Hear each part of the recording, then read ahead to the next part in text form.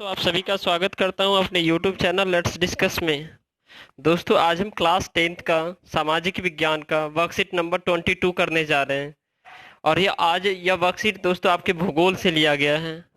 तो आइए इसे एक एक करके डिस्कस करते हैं, फिर आप जो है ना इसका आंसर लिखेंगे। तो आइए दोस्तों, आई होप आप इसे बेहतर तरीके से समझेंगे।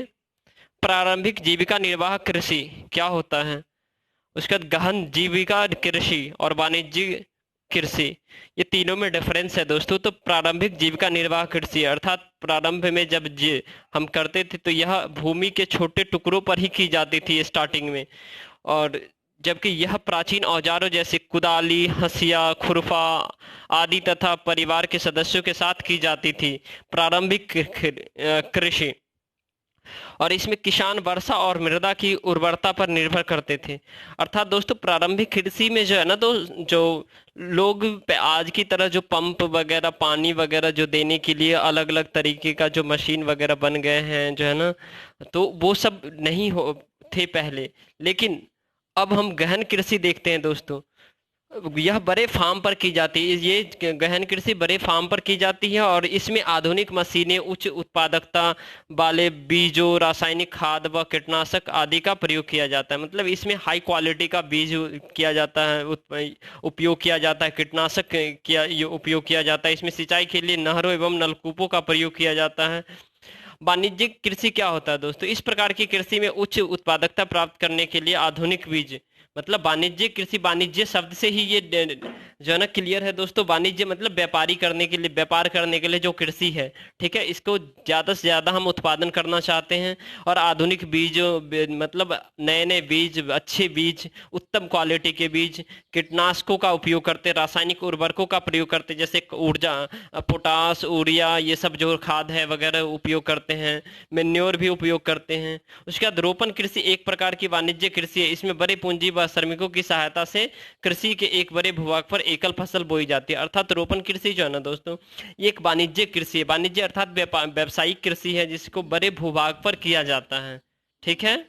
और चाय, कॉफी, इसका रबर, गन्ना, केला आदि रोपण कृषि है। यह कृषि उद्योग और कृषि से के बीच एक मध्यस्थता का कार्य करता है। मतलब ये उद्योग को और कृषि के बीच जो है मध्यस्थता का कार्य करता है, बीच का काम करता है दोस्तों। रबी फसल, खरीफ फसल और जायद फसल क्या होता है। तो रबी फसल, यह फसल शीत ऋतु में बहुत अक्टूबर से दिसंबर के बीच बोई जाती है और अप्रैल से जून के बीच काटी जाती है। जबकि खरीफ फसल देश के विभिन्न क्षेत्रों में मानसून के आगमन के साथ बोई जाती है और सितंबर से अक्टूबर के बीच काटी जाती है। ये क्लास आप दोस्तों 8th में भी पढ़ चुके होंगे, साइंस में भी पढ़ चुके होंगे। तो ये काफ़ी बेहतर क्वेश्चन है और इसे आपको समझना चाहिए और पूरे वीडियो को देखना चाहिए ताकि आपको जो ये कंसेप्ट है वो क्लियर हो।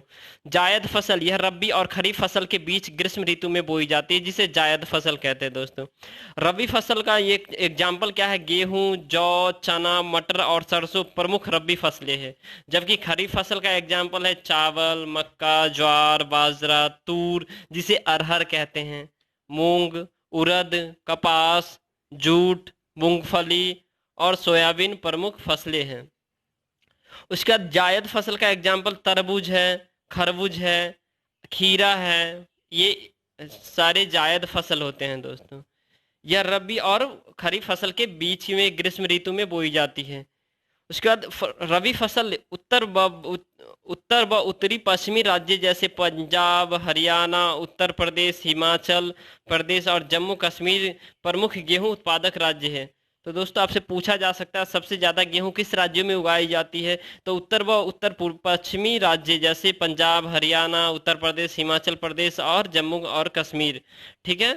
उसके बाद आपको पूछेंगे खरीफ फसल कहाँ उगाई जाती है। तो ये चावल की खेती मुख्य रूप से असम, पश्चिम बंगाल, उड़ीसा, आंध्र प्रदेश, तेलंगाना, तमिलनाडु, केरल और महाराष्ट्र के कोंकण क्षेत्र में की जाती है। तो आइए दोस्तों इसको क्वेश्चन को देखते हैं। अपने घरों में उपयोग की जाने वाली प्रमुख रबी फसल के और जायद फसल की सूची बनाइए। तो रबी फसल, खरीफ फसल और जायद फसल मैंने बना दिया दोस्तों। इसे से आप देखिए, रबी फसल हमने हमारे घर में तो ये यूज होता है, आपके घर में जो उपयोग होता है वो आप लिखेंगे। जो रबी फसल जो है ना, गेहूं, जौ, चना, जौ जिसे मैदा बनता है, पता होना चाहिए आप लोगों को। चना और सरसों इत्यादि उपयोग किए जाते हैं। खरीफ फसल क्या है? तो चावल, मक्का, ज्वार, बाजरा, तूर जिसे अरहर कहते हैं, मूंग, उड़द, कपास, जूट और सोयाबीन। जायद फसल है दोस्तों खरबूज। खरबूज भी हमारे घर में उपयोग किया जाता है। तरबूज, खीरा इत्यादि। खीरा सलाद बनाने के लिए आप सभी को पता है। क्वेश्चन नंबर सेकंड देखते हैं दोस्तों। अपने घरों में उपयोग की जाने वाली रोपण कृषि से संबंधित किन्हीं 3 फसलों का नाम लिखिए। तो दोस्तों अपने घरों में उपयोग किए जाने वाली रोपण कृषि से संबंधित किन्हीं 3 फसलों की जगह मैंने 5-6 फसल का नाम लिख दिया ताकि आपको याद रहे, आप भूले ना। एक्स्ट्रा याद कर लेंगे तो बेनिफिट होगा। अगर 3 ही करते हैं तो दोस्तों क्या पता हम उसमें से एक भूल जाए। ठीक है, तो इसलिए करके मैंने 4-5-6 लिख दिए। तो चाय है, कॉफी है, कोको है, रबर है, गन्ना है, कपास है, केला है, अनानास है। क्वेश्चन नंबर थर्ड देखते हैं। गहन कृषि की प्रमुख क्या विशेषता क्या होती है दोस्तों? दोस्तों गहन कृषि जो होता है ना, गहन कृषि की विशेषता यह बड़े फार्म पर की जाती है। ये बड़े फार्म इसके लिए छोड़ मतलब बड़े बड़े खेतों मतलब बहुत से बड़े प्लॉट वगैरह में किए जाते हैं। इसमें आधुनिक मशीनें होती है, मतलब जो नए टेक्नोलॉजी से लैस जो मशीनें होती है, इक्विपमेंट होती है, उपयोग किए जाते हैं।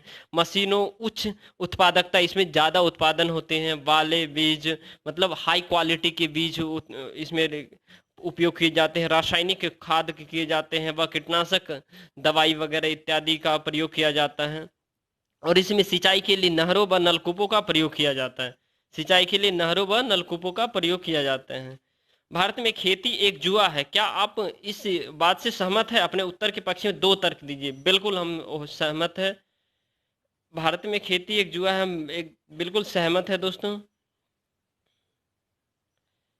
भारत में कृषि खेती एक जुआ है इसीलिए क्योंकि कृषि का भारतीय अर्थव्यवस्था में बहुत अधिक योगदान है। भारतीय खेती मुख्य रूप से वर्षा पर या मानसून पर निर्भर करता है। यदि वर्षा अच्छी होती है तो उत्पादकता भी अच्छा होता है। यदि वर्षा कम होता है तो उत्पादकता भी कम होता है। जैसे चारा पशुपालन के लिए बहुत आवश्यक होता है और इसका उत्पादक वर्षा से ही हो सकता है।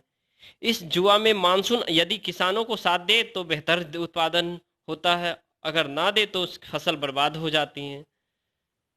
और बाढ़ भी एक समस्या है जिसे जुआ की तरह देखा जाता है। यदि बाढ़ आ गई तो फसल बर्बाद हो गया। तो दोस्तों इस प्रकार से आपका ये क्लास 10th का सामाजिक विज्ञान का वर्कशीट नंबर 22 खत्म हुआ। वीडियो पसंद आया तो लाइक कीजिए, शेयर कीजिए, सब्सक्राइब कीजिए। थैंक यू दोस्तों फॉर वॉचिंग दिस वीडियो।